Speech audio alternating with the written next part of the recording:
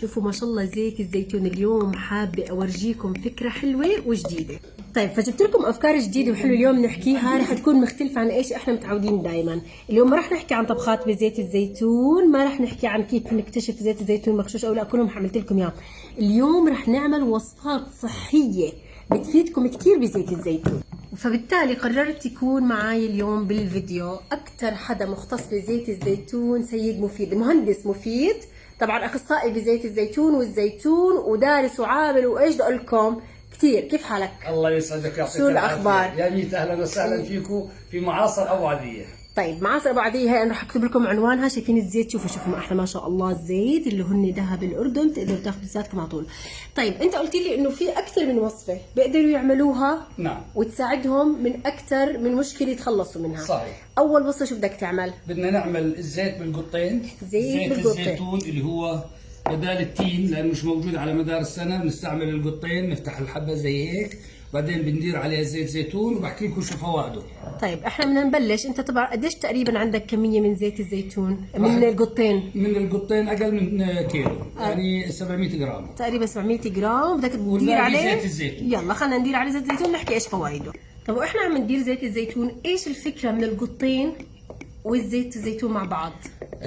الله سبحانه وتعالى لما ذكر في القرآن والتين والزيتون وطور سينين وهذا البلد الأمين لقد خلقنا الإنسان في أحسن تقويم.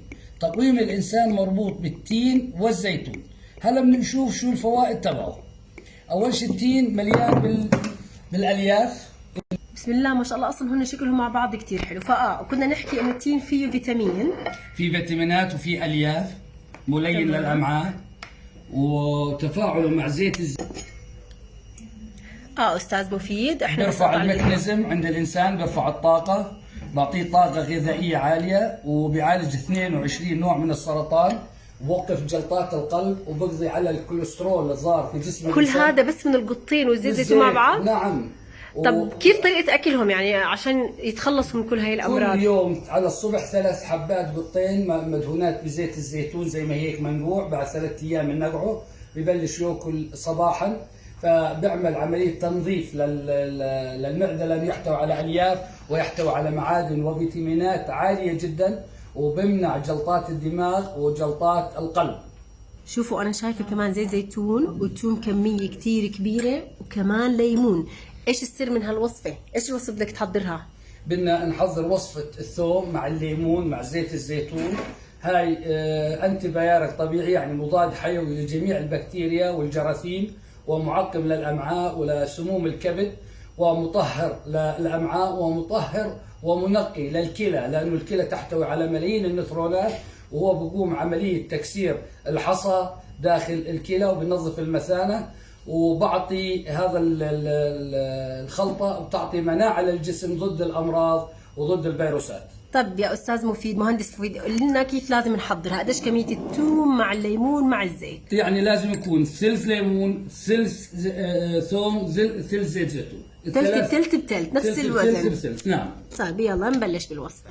بندير عليه الليمون حتى يطف كامل على الثوم، نحركها شوي نتاكد انه وصل كميه من هذا الماده، وبعدين بنجيب زيت الزيتون. شوفي كم ما شاء الله ما شاء الله، بس بدي اورجيكم زيت هالزيتون. بسم الله ما شاء الله، بجنن من جبال ماحس يا جماعه. راح اكتب لكم رقم تليفون المعصره. بسم الله ما شاء الله، بحب الزيت هيك اللي بجنن. طب قديش لازم ينقعوه قبل ما يبلشوا اقل شيء 24 ساعه لانه بتفاعلوا بسرعه. 24 ساعه. نعم. بعدين امتى ببلشوا ياكلوا كل يوم الصبح على الريق. وكيف طريقه الاكل؟ زي هيك، ياكلوا معلقه. بيقدر ياكلها معلقه، وبيقدر يحطها في ميه فاتره اذا ما بيقدر ويشربها. طب نغششهم. انت ما شاء الله بديش اقول لهم قديش عمرك، مش بلاش بس بسم الله ما شاء الله ما عندك اي مرض من هاي الفكره، من هذه المواد. بس معلقه كل يوم على الريق ولا بعد الاكل؟ نعم ولا كيف؟ لا، على الريق، وبعدها بنص ساعه ما ياكل. طيب وايش قلنا كمان الهدف غير انه مضاد حيوي؟ في اي هدف ثاني؟ وبعطي قوه للجسم لانه يحتوي على فيتامينات عاليه جدا، وبنظف الرئه من اللي بيدخنوا الاراجيل، بنظف الرئه وبنظف الحلق. الان زيت الزيتون مجرد ما يدخل الى اللسان، يعني يصل اللسان الى ما يخرج هو عباره عن صيدليه غذائيه، فما بالك لما نحط معاه الثوم اللي هو اكسير الحياه وتحط عليه الليمون، شوفوا كيف بيرفع الطاقه عند الانسان وكيف بيرفع يعني اغنى ماده مضاد حيوي في التاريخ. بسم الله ما شاء الله. طيب انت قلت لي كمان في عندك وصفه للمفاصل. نعم، وصفه للمفاصل طبيعي. هاي الخلطه والخلطه الزيت بالتين هي كمان راح تعالج المفاصل وبتعالج الروماتيزم اللي هي القطين مع زيت الزيتون. نعم، القطين مع زيت الزيتون. تبلشوا تاكلوه بعد 3 ايام. تمام. وعندنا قلت لي بيقدروا يدهنوا زيت الزيتون على جسمهم، بيضيفوا له اي شيء؟ اللي بيعانوا من مفاصل الركبه بدهن زيت الزيتون عكس عقارب الساعه لمده 5 دقائق، وبده يمشي دقيقتين على رؤوس اصابعه، يعني يمشي زي هيك. كيف يعني؟ يا ريت تطلع هيك ويكون رافع لمده 3 دقائق. هلا زيت الزيتون بتفاعل مع الماده السائله بين المفاصل، يعني بيرفعها. اذا بيستمر عليها يومين 3 4 يستمر عليها على طول. يعني كان والدي الله يرحمه كل ما نفرك له ركبه كان يقدر يقوم بمهامه ويستفيد منها. فكل الزيت والدهن به فإنه من شجرة مباركة. يسلم ايديك مهندس مفيد، وان شاء الله يا ربي هالمعلومات اللي عملناها اليوم تكون فادتكم. كثير سهله وكثير بسيطه ولكن لها مفعول كثير قوي. هلا راح احط لكم كمان رقم معاصر مفيد ابو عديه لحتى تشتروا زيتاتكم من المعصره مباشره. يعني كونه بنصور الصبح والله في اطيب من زيت الزيتون وحمص وفول ومتبل على الصبح، والله ما في، خصوصا لما يكون لنا زيت زيتون على كيف الكيف. يا اهلا وسهلا بالجميع.